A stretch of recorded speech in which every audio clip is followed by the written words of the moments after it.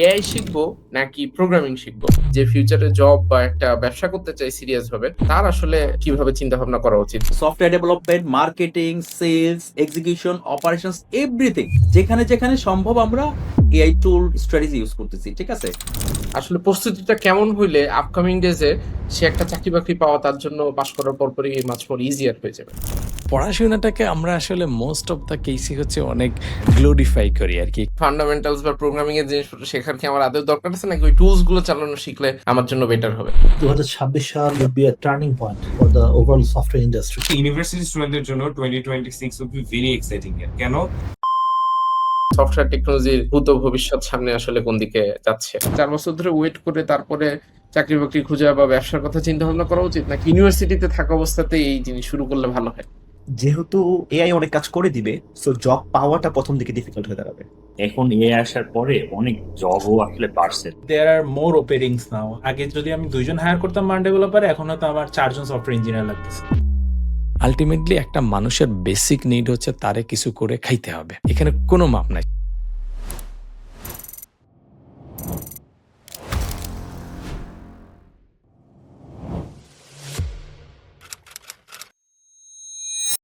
আর এটা করার মূল উদ্দেশ্য হইতেছে ২০২৬ সাল অলমোস্ট হেয়ার। সো যারা আসলে নতুন টেকনোলজিতে আসতে চায় তাদের উদ্দেশ্যে অল্প কিছু ইনফরমেশন শেয়ার করা। আমি অলরেডি ৫টা রেকর্ড করে ফেলছি। ৫ টা কোম্পানির সিইও, সিটিও বা ওই টাইপের মানুষজনের।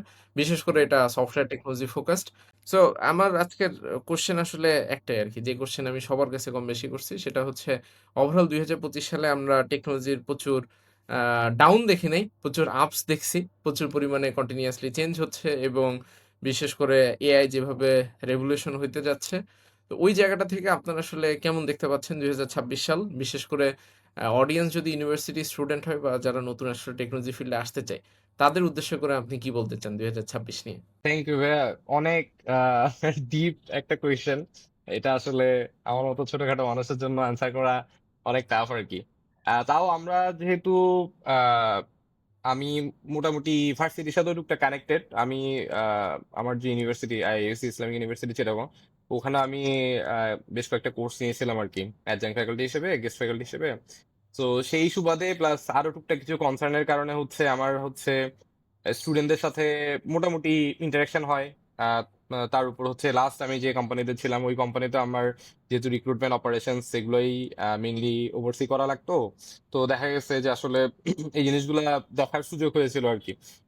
তো টেকনোলজি দিক থেকে স্পেশালি এআই এর দিক থেকে যদি বলি, মানে আমি জানি না অনেকে হয়তো ডিসএগ্রি করতে পারে আমার সাথে। বাট আমরা হয়তো যেটা হইছে যে মানে ২৫ এ এসে আমরা কিন্তু একটু হিকাপের মধ্যে দিয়ে গেছি আরকি। যদিও অনেক অ্যাডভান্সড মানে এআই মডেল আসার আমরা দেখছি যে অনেক কিছু আসতেছে। বাট আমার কাছে মনে হইছে ওভারঅল যে টুকটাক রিসার্চ আমার করা হইছে যে কিছু মডেল অলরেডি একটু ডাম থেকে ডামার মানে রেসপন্স এর দিকে যাচ্ছিল। আবার কয়েকটা যেমন জেমিনি বা গুগল এর মডেলগুলো আবার হয়তো একটু ভালো করা শুরু করছে।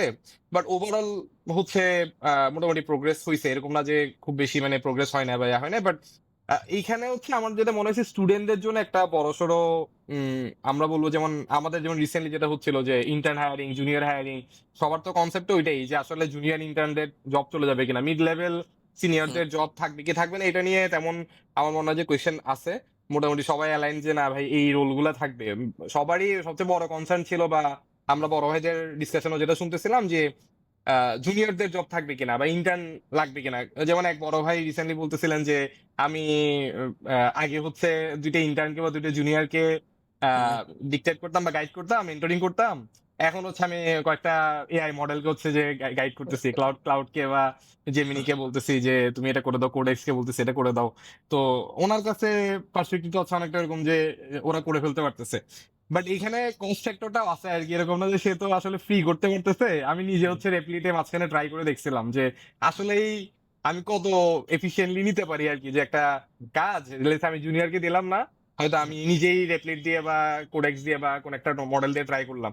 তো আমার দেখা মতো আমি করতে পারছি। একটা সার্টেন লেভেল পর্যন্ত পারছি। বাট আমার কষ্ট কিন্তু মোটামুটি এক্সপোনেনশিয়াল হারে বাড়তেছিল। কারণ আমি যখন আমার দেখা গেছে আমি হিসাব করে দেখছি আমার 2-3 দিনের মধ্যেই সে আমাকে বিল ধরাই দিছে, মনে কত $50-60 একটা বিল ধরাই দিছে। মানে এইটা কিন্তু নরমালি ইন্টার্ন নিয়ে আমার হইতো না। হ্যাঁ, অনেক ডিক্টেট করা লাগতো, অনেক গাইড করা লাগতো একজনকে, কিন্তু সে তো আমার লং টার্ম অ্যাসেটও। এআই মডেল তো আমাকে এটা বলবো না যে আচ্ছা আপনার সাথে আমার ভালো রিলেশনশিপ হয়ে গেছে, আমি আপনাকে নেক্সট 6 মাস হচ্ছে ভালো সার্ভ করবো।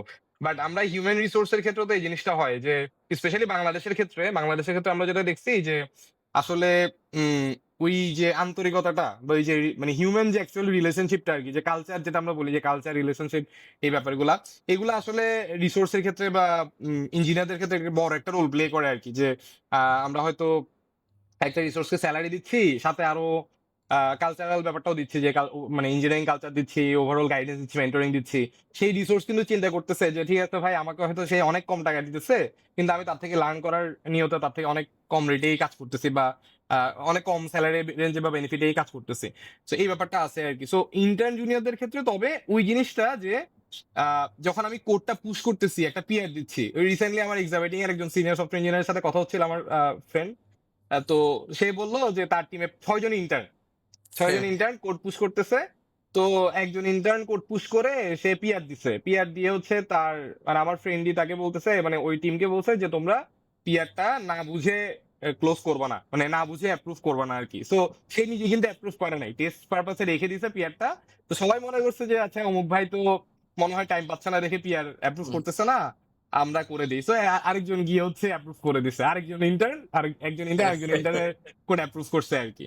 তো অ্যাপ্রুভ করার সাথে সাথে হচ্ছে আমার ফ্রেন্ড গিয়ে ওকে ধরছে, মানে যে করছে তাকে গিয়ে ধরছে যে আচ্ছা তুমি যে অ্যাপ্রুভ করছো, এবার বলো যে তুমি এই পিআর এর মধ্যে কি বুঝছো না বুঝছো। এবং যে পিআরটা দিছে তাকেও ডাকছে যে তুমিও বলো যে তুমি এখন কি করছো না করছো, তুমি এক্সপ্লেন। দোনোজনে বলতেছে যে ভাই আমি তো এত কিছু দেখি নাই, ও কাজ করছে দেখি, ডেমো কাজ করতেছে, আমি অ্যাপ্রুভ করে দিছি। আর যে কোড করছে সে বলতেছে ভাই আমারে এআই কোড জেনারেট করে দিছে, আমি এত ডিপে মানে খোঁজ নিয়ে দেখি না যে সে কি দিছে না দিছে। তো মানে এখন ফ্রেন্ডের রেসপন্সটা কি ছিল? ফ্রেন্ডের রেসপন্সটা ছিল সে কিন্তু এআই কে ডিনাই করতেছে না বা টুলকে ডিনাই করতেছে না, সে মোটামুটি মানে অ্যাকনলেজ করতেছে যে বেসিক্যালি এআই দিয়ে সবাই কাজ করতেছে, এআই কোড পুশ করতেছে। তার কিন্তু আনসারটা খুব সিম্পল ছিল, ভাই তুমি যে কোডটা পুশ করতেছো এই কোডটা কি তুমি বুঝছো কিনা, অ্যাটলিস্ট ওই এআই এর সাথে তুমি কমিউনিকেট করার চেষ্টা করো যে ভাই তুমি আমাকে বুঝাই দাও যে তুমি এই প্রশ্নটা কেন লিখছো না লিখছো। কারণ এটাও যদি মানে এআই সব করে দিচ্ছে, এর সাথে কনভারসেশনটাও যদি করতে না পারে, তার মানে কিন্তু ওই রিসোর্সটা বা ওই ইঞ্জিনিয়ারটা হচ্ছে আসলে মানে ডেডিকেটেডলি সময় দিচ্ছে না।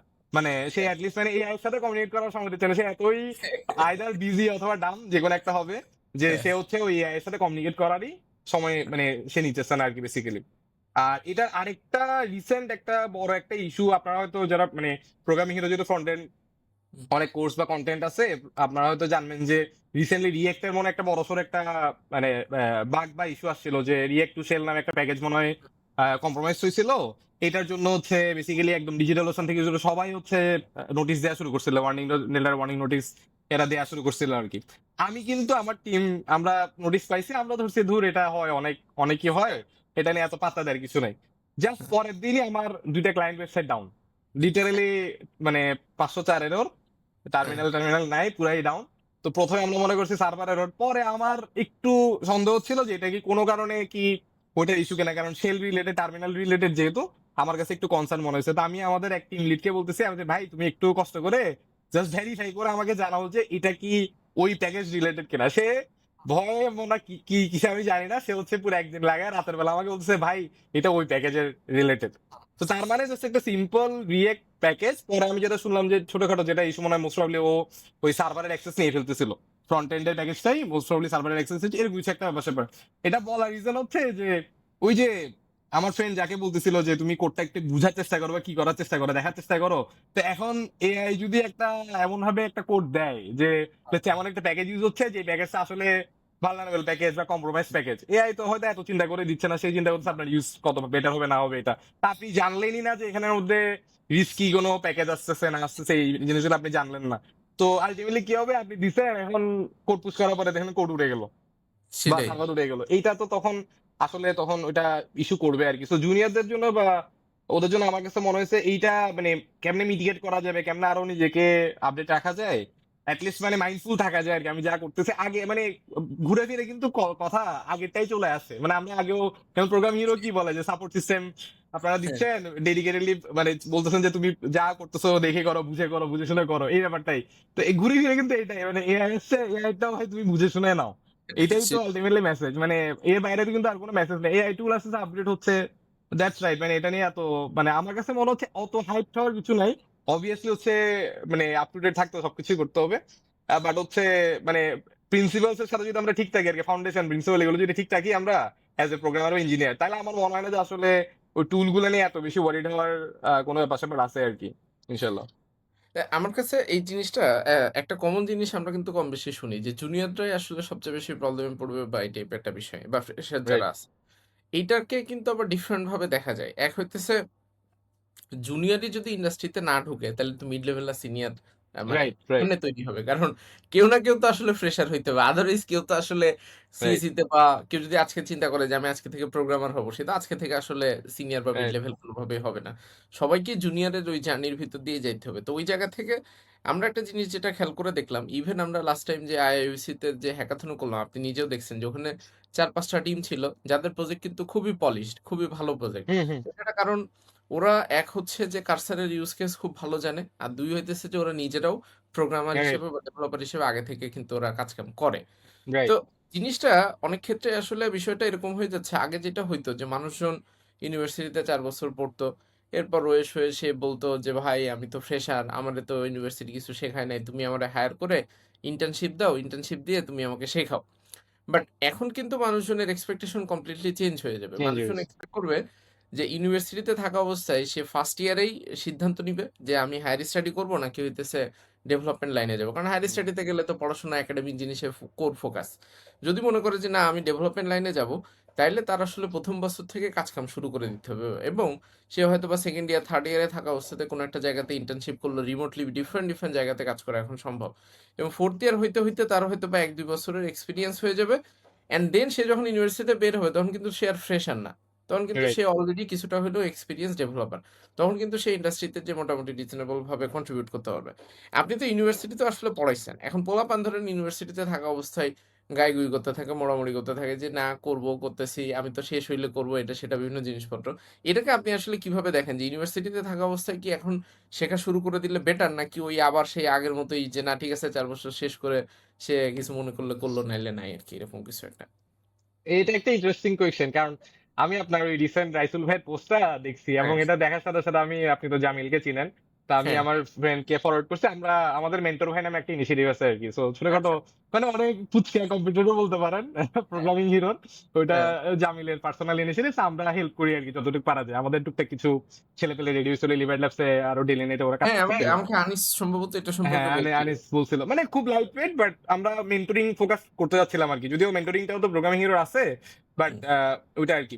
এটা বলার রিজন হচ্ছে ওই যে আপনি যেটা বলতেছিলেন না যে লেটস সে ভার্সিটির স্টুডেন্টরা ওরা ভার্সিটি থেকে পড়া উচিত হবে কিনা বা শেষে পড়া উচিত হবে কিনা।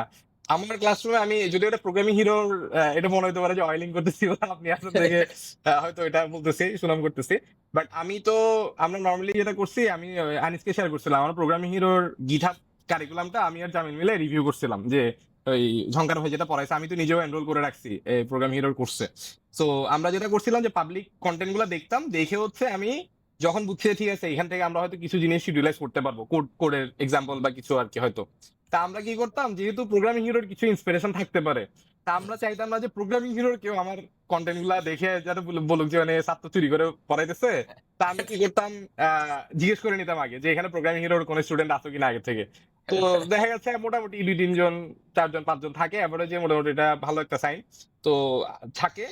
তো এবং ইন্টারেস্টিংলি যারা থাকে এদের ব্যাপারে ফিডব্যাক হচ্ছে, আমার পার্সোনাল ফিডব্যাক হচ্ছে এরা সার্টেন লেভেল অফ মানে ফাউন্ডেশনাল নলেজ গুলা ক্রস করে আসে আর কি। ফর এক্সাম্পল আমরা যেটা বলি যে আচ্ছা মানে ওয়েবের এই টেকনোলজি গুলা ফ্রন্ট এন্ড বলেন ব্যাক এন্ড বলেন বা বেসিক যে ওয়েব ডেভেলপমেন্টের পাশাপাশি আমরা তো এখন সফটওয়্যার ইঞ্জিনিয়ারিং বলতেই ওয়েব ডেভেলপমেন্টই শিখাচ্ছে। একটা সময় আমরা হয়তো জাভা পড়াইতাম, অন্য জিনিসগুলো পড়াইতাম, এখন প্রাইমারিলি সফটওয়্যার ইঞ্জিনিয়ারিং বললেই আমরা ফুল স্ট্যাক পড়াই আর কি বেসিক্যালি।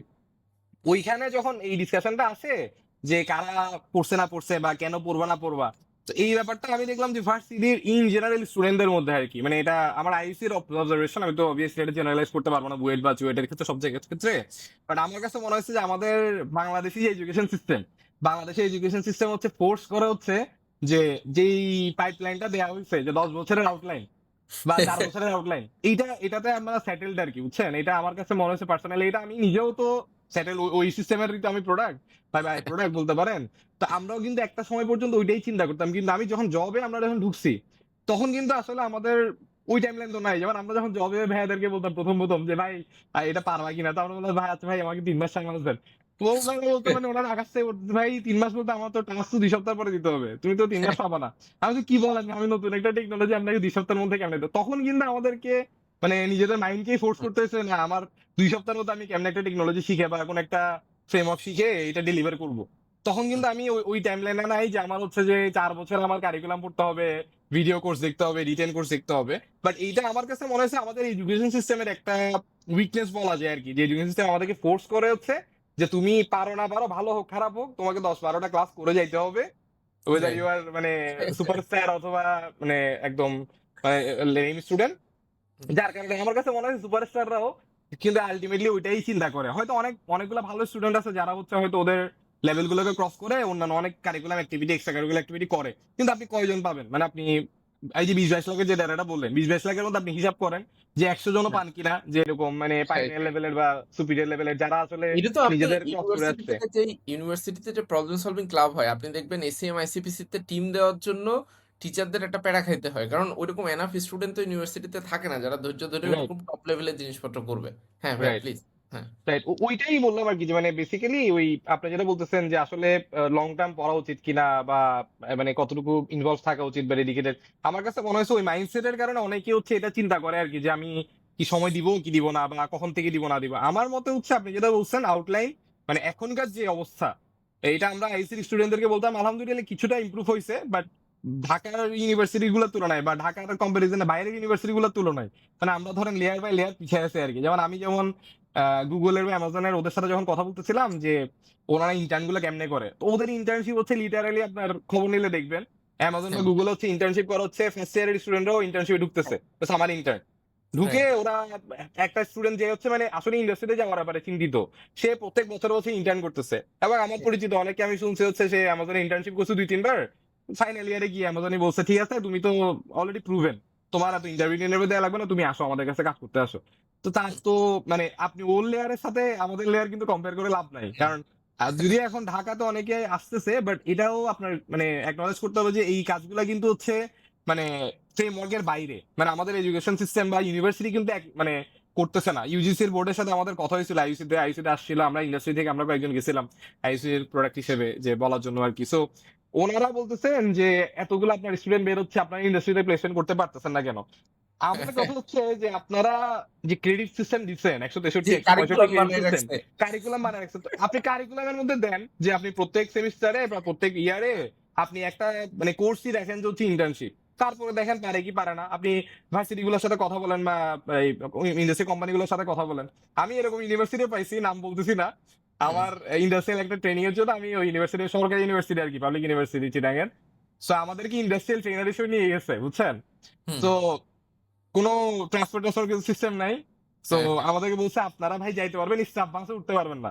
বলছেন স্টাফ বাসে আপনারা উঠতে পারবেন, টিচার বাসে প্রশ্নই আসে না, কারণ আপনারা সরকারি না, আপনাদের তো ওই যোগ্যতা নাই যে আপনারা ইয়া করতেছেন। মানে ডিরেক্টলি বলে নাই অবভিয়াসলি, ইনডিরেক্টলি মানে মিনিংটা ওইরকম আর কি, যে আসলে মানে সরকারি যারা টিচার আছে ওরা তো সরকারি অধ্যাদেশপ্রাপ্ত টিচার, ওনারা তো ওনাদের বাসে পারবেন না, তো আমরা কিসে যাবো? আপনি পার্সোনাল ট্রান্সপোর্টে জেলে যান, ঠিক আছে?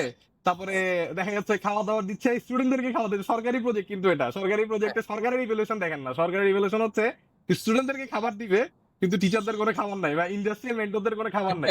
অথচ ইন্ডাস্ট্রিয়াল মেন্টররা ওরা কিন্তু আবার রেকগনিশন দেওয়া রাখছে 8 বছর 10 বছরের এক্সপিরিয়েন্স হইতে হবে, তৃতীয় হইতে হবে, সিনিয়র ইঞ্জিনিয়ার হইতে হবে, সিইও লেভেল হইতে হবে। তা আপনি তাহলে ইভ্যালুয়েট করতেছেন একটা আপনার আইটি ইন্ডাস্ট্রির মানুষজনকে যে লেটস সে ওনারা এইভাবে যাবে। আমি বলতেছি না যে আমরা মানে আমার পার্সোনালি হার্ড হয়েছে এটা না, কারণ আমি তো নিজেকে, আমার সাথে আরো ইন্ডাস্ট্রি মানুষজন ছিল, ওদের ব্যাপারটাও দেখতেছে, হয়তো অনেকের ঠেকা ছিল অনেকের ঠেকা ছিল না। বাট আমি যদি জানি রাইসুল ভাই কি যাবে এই সিচুয়েশন, এই যে ফ্রেমওয়ার্কটা দিছি, আমি যদি বলি যে রাইসুল ভাই আপনি দূরের একটা যাতে যান 10 কিলোমিটার দূরে, সিটি সেন্টার মানে সেন্টার থেকে 10 কিলোমিটার দূরে, আপনার গাড়ি করে আপনার নিজেরই খরচ করে সব যাইতে হবে, আপনার রেনুমারেশন এখন আমরা পাইনি, রেনুমারেশন আলহামদুলিল্লাহ ওটাও পেন্ডিং, ঠিক আছে?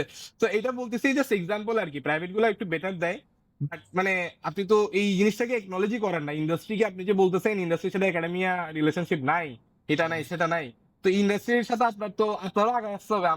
আমরা ধরেন আমাদেরও ঠেকা আছে, আমাদের তো পোলাপাইন লাগবে ঠেকা। হ্যাঁ তোরা কিন্তু আমরা যাচ্ছি, আমরা নিজেরাই গিয়ে ভার্সিটিকে বলতেছি বা ভার্সিটি স্যারদেরকে রিকোয়েস্ট করতেছি যে আপনারা আমাদেরকে স্টুডেন্ট দেন, ইয়া দেন। কিন্তু অ্যাজ এ ফ্রেমওয়ার্ক মানে ফর্মালি কিন্তু আসলে ইনস্টিটিউশনালি কোনো আমার মনে হয় না যে ফ্রেমওয়ার্ক আছে আর কি, আনঅফিসিয়াল আছে, কিন্তু এটা আসলে ফর্মাল কিছু নাই আর কি। সো ওই জন্যই বললাম যে আসলে এটা ওভারঅল তো সবাইকে আগাইতে হবে, নাহলে তো আসলে স্টুডেন্টদেরকে হয়তো পার্সোনালি ওরা অ্যাপ্রোচ করবে বা ইয়া করবে। আপাতত তো যেহেতু ইনস্টিটিউট করতেছে না, আমার সাজেশন থাকবে হচ্ছে ভাই এত চিন্তা করার দরকার নাই, তোমার নিজেরই আখের গোছাইতে হবে, জব প্লেসমেন্ট তোমারই করতে হবে। তো তুমি নিজে বেটার ইয়া করো। আর ইনফ্যাক্ট আমি আমার কোর্সে অনেককেই বলি, আমি বললাম যে দেখো এটা আইইউসিটা হয়তো একটু ডিফারেন্ট হতে পারে, কোর্স ফি চিন্তা করলে আমি কম্পেয়ার করে বলি আর কি যে ওস্তাদের একটা কোর্স ফি প্রোগ্রামিং হিরোর কোর্স ফি কত 5,000 6,000 টাকা 7,000 টাকা নিতেছে সাপোজ। তুমি কিন্তু ভার্সিটিতেও সেম কোর্স দিয়ে কাছাকাছি আসতেছো, মানে সাম কেসেসে কিন্তু বেশি দিয়ে আসতেছে। একটা এনএসইউর হ্যাঁ, জন্য প্রাইভেট সে ইউনিভার্সিটি, কিন্তু ঢাকা 15,000 প্রাইভেট টাকা 20,000 টাকা ইউনিভার্সিটি করে তো কোর্সে ঢুকতেছে লিটারালি, ঠিক হ্যাঁ, না? তো অথচ আপনি ঢাকা চিন্তা প্রাইভেট করেন ইউনিভার্সিটিতে শুধুমাত্র আমরা এটা আরো বেশি, ক্যালকুলেট করছি, আরো ব্র্যাক বেশি হবে। ইউনিভার্সিটিতে শুধু সি শিখতেই একটা স্টুডেন্টকে 30,000 থেকে 35,000 টাকা খরচ করতে হয়, কারণ 3 right credit. Right right right তো 3 অবভিয়াসলি। তো ক্রেডিটের আপনি আপনি যদি আমি আমি 6,000 কিন্তু 7,000 করে লিটারালি হিসাব এটাই করেন। বলি, মানে আইইউসিটা তো আমাদের একটু কস্টিংটা কম, এই জন্য আমি হয়তো বলে আসছে তোমাদের কাছাকাছি আছে। তাও তুমি চিন্তা করো যে তুমি কোনটাকে প্রায়োরিটি দিচ্ছ। তুমি কিন্তু আমার ক্লাস করাইতে পোলাপাইনকে ডাকতে কষ্ট হয়ে গেছে, লিটারালি পোলাপাইন আমাকে বিভিন্ন ধরনের মানে সাইকোলজিক্যাল ট্রিক খেলে যে ভাইয়া আমার তো ঈদের পরে এটা ছুটি, আমরা আসবো না। আমরা ভাই তুমি আসবা না, এখন লিটারালি তুমি যেটা তোমার টাকাই তুমি পড়তেছো, আমি তো তোমার টাকায় পড়াই দিচ্ছি টেকনিক্যালি, এটা তো সরকারি টাকাও না। তুমি তোমার টাকাতেই বলতেছো হচ্ছে যে ভাই আমি ক্লাস করবো না, আমার এটা লাগবে না ওটা লাগবে না। বাট আলটিমেটলি যখন সব শেষ হয়ে যায় আর কি, বেসিক্যালি যখন গ্রাজুয়েশন শেষ হয় তখন ইয়া হয়, তখন তো আমরা একটা বলি না যে ইয়ার ইন রিভিউ চলে, 4 ইয়ার ইন রিভিউ চলে। তখন কিন্তু ঠিকই ওরা মানে একটা সময় পেয়াদে চিন্তা করে যে আমি আসলে এই কোথায় কোথায় মিস করছি, কি করছি না করছি, বাট তখন তো অনেক দেরি আসলে। সো হ্যাঁ ওই জায়গাটাতে আমার কাছে মনে হয়েছে আর কি যে মানে যারা হচ্ছে স্ট্রাকচার ভাবে কাজ করতেছে, সেটা প্রোগ্রামিং হিরো হোক বা অন্য যারাই হোক, আহ, ওদের একটা অ্যাডভান্টেজ আমি বলবো যে অবভিয়াসলি হচ্ছে যেহেতু সব ভার্সিটির তো আসলে বড় ভাই কালচারটা নাই। যেমন আমি বুয়েটে, আমরা যখন প্রায় সময় বুয়েটে ঢাকায় গেলে আমার ফ্রেন্ডের হলে উঠতাম, তো ওখানে দেখতাম হচ্ছে যে আপনি যেটা স্ট্রাকচারটা বলছেন না, এটা হ্যাঁ কিন্তু বুয়েটে ইনফর্মালি আছে। আমি হ্যাঁ কিন্তু জানি আর কি যে ফার্স্ট ইয়ার সেকেন্ড ইয়ার খুব ইন্টেন্সলি ওরা কোডিং করে পড়াশোনা করবে, থার্ড ইয়ারে হচ্ছে হচ্ছে ওরা ট্র্যাক সিলেক্ট করবে যে কে কোথায় যাবে। এই কেউ যদি রিসার্চে যায় রিসার্চের বড় ভাইদের সাথে কানেক্ট করে ফেলবে, কেউ বিসিএস এ গেলে বিসিএস এ বড় ভাইদের সাথে, আর কেউ ইন্ডাস্ট্রিতে ঢুকলে ইন্ডাস্ট্রি সে অলরেডি জব করা শুরু করে দিছে, ইন্টার্নশিপ জব এগুলো করা শুরু করছে। তো এই ব্যাপারটা তো ইনফর্মালি আছে আর কি, মানে যে ইউনিভার্সিটি গুলো ইনফর্মালি আছে ওরা ধরেন যে আইবিএ বুয়েট ডিও এগুলোতে হয়তো আপনি পাচ্ছেন ক্যাপাসিটিটা হেল্প পাচ্ছেন, কিন্তু যাদের নাই মানে লেটস সে গ্রামের কোন একটা স্কুল বা আমি বলবো চিটাগেরও কোন একটা স্কুল মানে কলেজ। ভার্সিটি বা কলেজ, ওখানে তো আসলে এগুলো নাই, ওরা তো এগুলো জানেই না যে আসলে এভাবেও কালচার ফর্ম করা যায়। তো ওই হ্যাঁ জায়গাটাতে আসলে আমার মনে হয়েছে যে গভর্নমেন্টের দরকার ছিল করা, বা টেকনিক্যালি আসলে অনেক কিছু করা দরকার ছিল। বাট এটা তো যেহেতু নাই, তা আমাদের নিজেদেরই বাংলাদেশে তো আমরা এটাই দেখছি আর কি, যে বাংলাদেশে নিজের কাজ নিজেই করে নিতে হবে আর কি, আপনার মানে কারোর উপর ডিপেন্ডেন্সি রেখে লাভ নাই।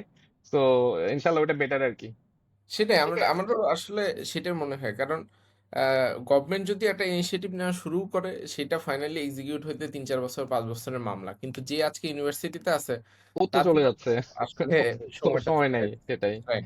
অনেক ক্ষেত্রে মানুষজন ভাবে যে ভাই একা একা বসে তো শিখে ফেলা যায় এটা সেটা বিভিন্ন ধরনের জিনিসপত্র, বাট আলটিমেটলি প্রবলেম কি যে আমরা তো বাংলাদেশে মেজরিটি মানুষ আসলে অ্যাভারেজ মানুষ।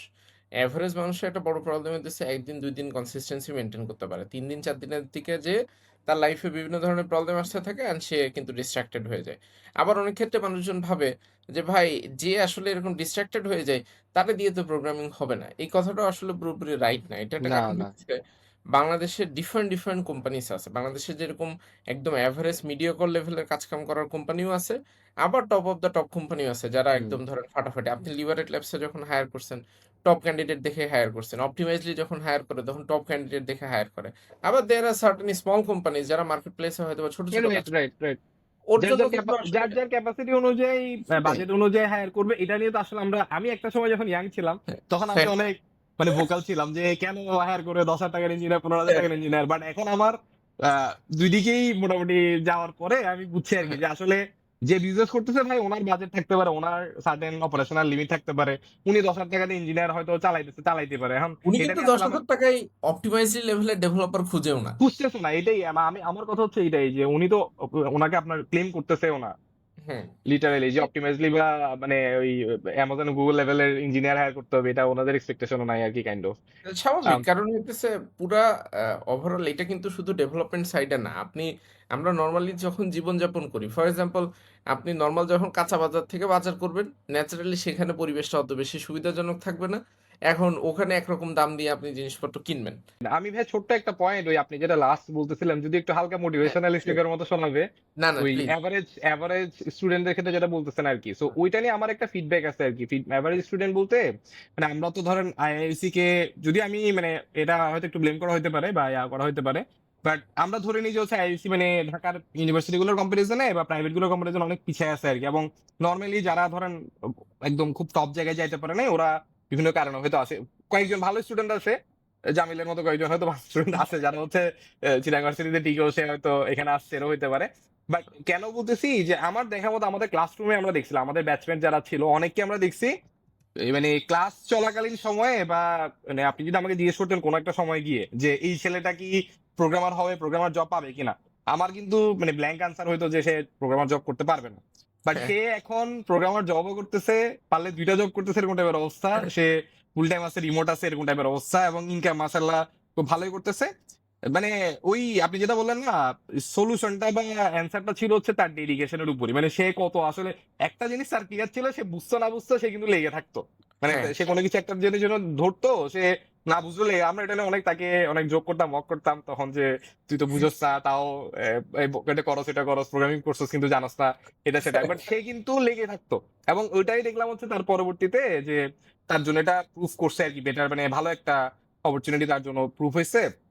আর আরেকটা জিনিস ভাই, কম্পারিজন যদি আপনি করেন মানে বাংলাদেশের এভারেজ একটা ছেলের কি পরিমাণ কনসার্ন বা কন্টেক্সট ইউজ করা লাগে, আর বিদেশি ছেলে পেলেদের কি পরিমাণ কন্টেক্সট ইউজ করা, মানে কন্টেক্সট বলতে আমি বুঝাচ্ছি হচ্ছে কনসার্ন আর কি, যে হ্যাঁ। ফ্যামিলি, গার্লফ্রেন্ড এগুলো বাদ দিলাম, ওইটা তো এডিশনাল আরো প্রেশার নাই পোলা পায় না এখন, গার্লফ্রেন্ড বউট ওইগুলো প্রেশার নাই। বাট ওভারঅল যদি আপনি মানে সোশ্যাল কন্টেক্সট, রিলিজিয়াস কন্টেক্সট এগুলো চিন্তা করেন, একটা বাংলাদেশি ছেলে, বা আমি বলবো যে বাংলাদেশি ছেলে বলবো, ইন্ডিয়ান বা ওদের তার আমি জানি না আর কি কেমন হয় না হয়, বাট আমি বলবো যে এরা যে পরিমাণ কন্টেক্সট মাথার মধ্যে রাখে, প্যারামিটার, আমরা যেগুলো প্যারামিটার বলি আর কি আই মডেলের, এই প্যারামিটার গুলো কিন্তু একটা ফরেন ছেলেকে যদি দেখেন, আমি পার্সোনাল অনেক সিইও সিডিও কে দেখছি ফরেনার, ওকে যখন আপনি 2টা থেকে 4টা কন্টেক্ট শেয়ার করছেন, কনসার্ন শেয়ার করছেন, সে লিটারালি মানে মাথা ঝোল হয়ে, লিটারালি মানে পাগল হয়ে যাওয়ার অবস্থা আর কি। সে বলতেছে ভাই আমি কয়েকজন গায়ে পাইছে, বাচ্চাও নিচ্ছে না, মানে ফরেন ফরেন মানে সে মানে বাইরের সিইও ইউএস লেভেলের।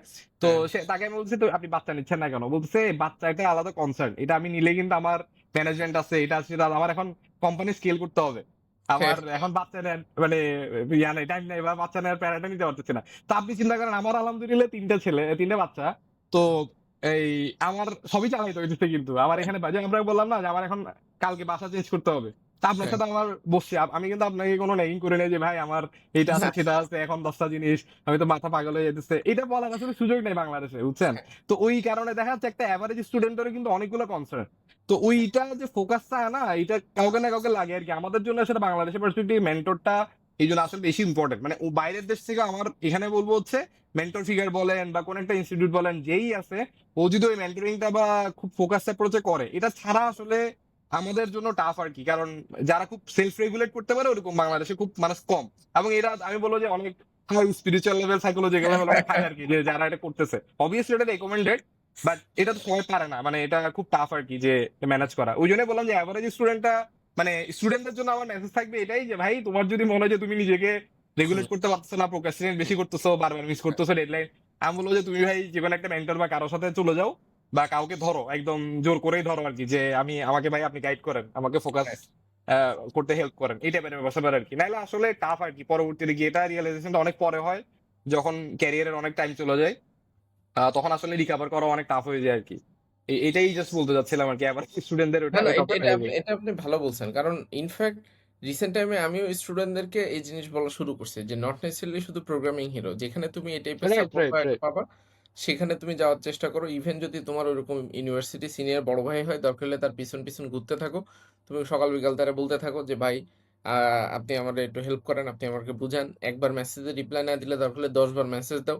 কিন্তু এন্ড অফ দ্য ডে তোমার প্রবলেমটা তুমি সলভ করে নেওয়ার চেষ্টা করো। তুমি যদি মনে করো নিজে মাতবাড়ি করে সব করে ফেলবা, মোস্ট লাইকলি দেখা যাবে সময় চলে যাবে কিন্তু আল্টিমেটলি ওই কাজটা আর করা হবে না আরকি ভাইয়া। তো যাই হোক রাইট। ভাইয়া, আমরা মোটামুটি বেশ ভালো একটা ডিসকাশন হইলো। আপনার সাথে আমি আরো লম্বা সময় ধরে আলোচনা করব। সেটা অফলাইনে ইনশাআল্লাহ ইনশাল্লাহ, রেকর্ডিং করব। ইনশাল্লাহ সমস্যা নেই। সো হ্যাঁ। আপনি ঘুরে আসেন। ইনশাআল্লাহ কথা হবে। আজকের মতো এখানে শেষ করি।